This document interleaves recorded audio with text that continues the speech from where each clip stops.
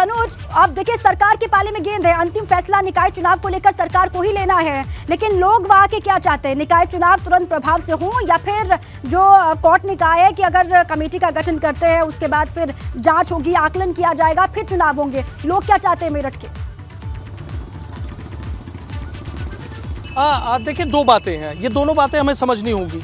गेंद पूरी तरीके से सरकार के पाले में है। अब सरकार बिना ओबीसी आरक्षण के भी चुनाव करा सकती है। अगर सरकार ऐसा करती है तो जो ओबीसी सीटों पर आरक्षण किया गया था वो जनरल सीटें आ गई हैं, जनरल कैटेगरी में आ गई हैं। अब ऐसे में सरकार एक काम करेगी जो मुझे लगता है कि कई सीटों पर वो ओबीसी प्रत्याशी अपने चुनाव मैदान में उतार सकती है। यानी अगर जल्दी चुनाव कराते हैं तो उसका सरकार को भी, चूंकि देखिए ओबीसी का भी अपना एक वोटर है, उनका भी अपना कैडर है, तो ऐसे में सरकार कई सीटों पर ओबीसी के जो प्रत्याशी है वो चुनाव मैदान में उतार सकती है। उसका फायदा ये होगा कि सरकार को कहने के लिए ये हो जाएगा कि भले बिना ओबीसी आरक्षण के हमने चुनाव कराया। ये लोगों को हर रोज जरूरत पड़ने वाली लॉन्ड्री बिजनेस शुरू करके महीने का 3 लाख फायदा बनाते हैं। आपको करना है तो फ्रीडम ऐप को अभी डाउनलोड कीजिए। लेकिन ओबीसी प्रत्याशियों को हमने चुनाव मैदान में उतारा और कई सीटें हमने उसको दे दी है।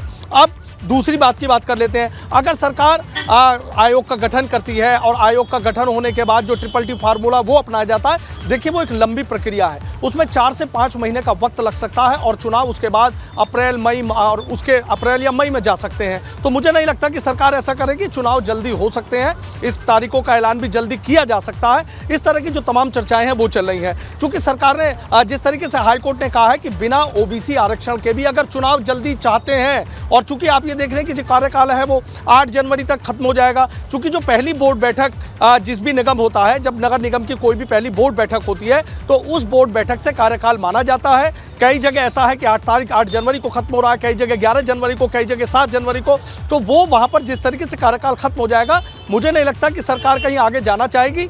सरकार जल्दी इन तारीखों का ऐलान कर सकती है और जो चुनाव है वो जल्द हो सकते हैं। बस उसमें रद्दो बदल ये होगा कि जैसे मेरठ की सीट पहले ओबीसी चली गई थी तो अब मेरठ की सीट जनरल कैटेगरी में आ जाएगी। और ऐसे में हो सकता है कि जो सरकार है या जो लोग हैं, जो और भी तमाम पार्टियां हैं, वो तमाम पार्टियां ओबीसी प्रत्याशी मैदान में उतार सकती है। यानी आरक्षण भले ही ना किया गया हो, लेकिन आरक्षण का लाभ ओबीसी को देने के लिए इस तरीके से किया जा सकता है। और वो ओबीसी मेरठ की सीट पर या सहारनपुर की सीट पर या कानपुर की सीट पर या लखनऊ की सीट पर जिस जगह आरक्षण एससी और एसटी का आरक्षण है उसको छोड़कर जो बाकी सीटें जनरल हुई हैं, वहां पर कई सीटों पर ऐसा कर सकते हैं कि ओबीसी को मैदान में उतार सकती है। तो कहीं ना कहीं सरकार के पाले में पूरी तरीके से गेंद है। और जिस तरीके से हमने ये भी देखा कि सरकार के जो नुमाइंदे हैं, तमाम लोग आसपास बैठकों का दौर करते रहे। कल भी निकाय चुनाव को लेकर महत्वपूर्ण बैठक हुई थी। उससे पहले कुछ दिन पहले भी पंकज सिंह मेरठ में निकाय चुनाव को लेकर, राज्य मंत्री केपी मलिक वो भी यहाँ निकाय चुनाव को लेकर बैठक करके गए थे।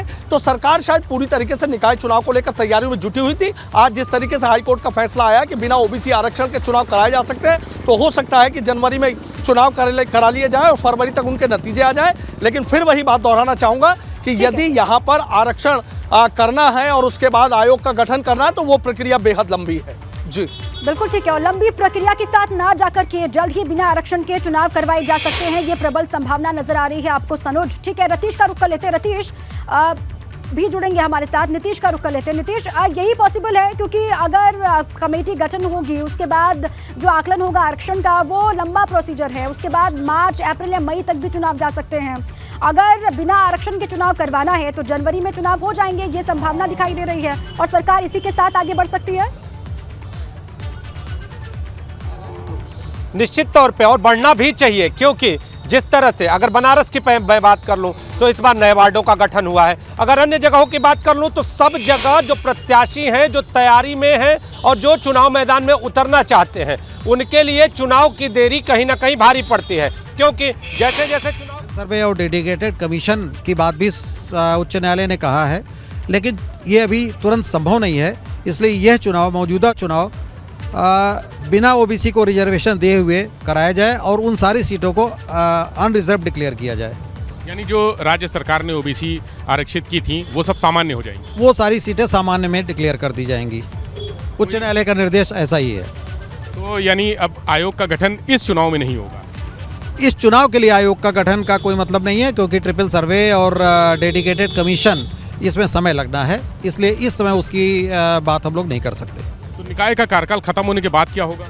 निकाय का कार्यकाल जब खत्म होगा, मौजूदा जो चल रहा है उसमें डिस्ट्रिक्ट मजिस्ट्रेट की अध्यक्षता में एक कमेटी बनेगी, जिसमें वहाँ का, अगर वो नगर पालिका है तो एग्जीक्यूटिव ऑफिसर, नगर महापालिका है तो म्यूनिसिपल कमिश्नर, उसके एक सदस्य होंगे, तीसरा मेंबर डिस्ट्रिक्ट मजिस्ट्रेट का नॉमिनी कोई ऑफिसर होगा। 3 लोगों की कमेटी काम करती रहेगी जब तक अगला चुनाव होकर लोग नहीं आते हैं, लेकिन वो डे टू डे वर्किंग करेंगे, कोई भी नीतिगत निर्णय नहीं लेंगे, ऐसा उच्च न्यायालय ने निर्देश दिया है। हाईकोर्ट के आदेश की व्याख्या आप किस तरह से करेंगे कि पूरी प्रक्रिया होने में कितना समय लगेगा? देखिए, अगर डेडिकेटेड कमीशन और ट्रिपल सर्वे की बात को हम अलग करते हैं तो ये चुनाव तो हमें लगता है जनवरी में ही कंप्लीट हो जाएगा। डेडिकेटेड कमीशन और ट्रिपल सर्वे में वक्त लगेगा, क्योंकि सर्वे कराना और सर्च कराने में समय तो लगता ही है हमारे हिसाब से। वैसे भी जो सुप्रीम कोर्ट का के कृष्णमूर्ति में आदेश है, उसको अगर पूरी तरह से सरकार उसका पालन करेगी तो मुझे लग रहा है कि किसी भी कमीशन में 6 महीने से कम का समय नहीं लगना चाहिए, ऐसा मेरा मानना है। कितने पन्ने का है आदेश? आदेश अभी हमने पन्ने तो नहीं देखे, मैं कोर्ट में मौजूद था, लेकिन 80-90 पन्ने के बीच में कुछ होना चाहिए ऐसा लगा। 87 पेज बताया जा रहा है। तो यानी माना जाए कि अब चुनाव जनवरी तक हो जाए? ऐसा लगता है कि चुनाव जनवरी में हो जाएगा, ऐसा लग रहा है।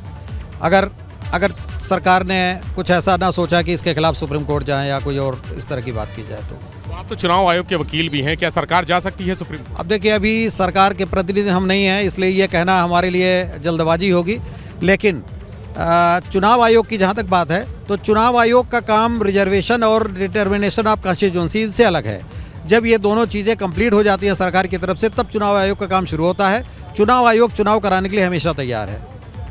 बहुत शुक्रिया। राकेश चौधरी जी हमारे साथ थे, जो अवध बार एसोसिएशन के अध्यक्ष भी हैं, इसके अलावा चुनाव आयोग के वकील भी हैं। उनका साफ कहना है कि जो कोर्ट ने फैसला दिया है उसके मुताबिक चुनाव जनवरी तक हो जाने चाहिए। बाकी राज्य सरकार के पाले में गेंद है। अगर ओबीसी आरक्षण का फार्मूला लागू करना है तो राज्य सरकार को ट्रिपल सर्वे, ट्रिपल टेस्ट कराने की भी सलाह दी है, यानी आयोग का गठन। अगर सरकार सुप्रीम कोर्ट जाती है तो निश्चित तौर पर चुनाव लंबित होंगे, लेकिन सरकार अगर बिना ओबीसी आरक्षण के चुनाव कराने को तैयार हो जाती है तो ये चुनाव जनवरी तक समाप्त हो जाएंगे। कैमरा सहयोगी राजू के साथ विवेक त्रिपाठी, एबीपी गंगा, लखनऊ। ये लोगों को हर रोज जरूरत पड़ने वाली लॉन्ड्री बिजनेस शुरू करके महीने का 3 लाख फायदा बनाते हैं। आपको करना है तो फ्रीडम ऐप को अभी डाउनलोड कीजिए।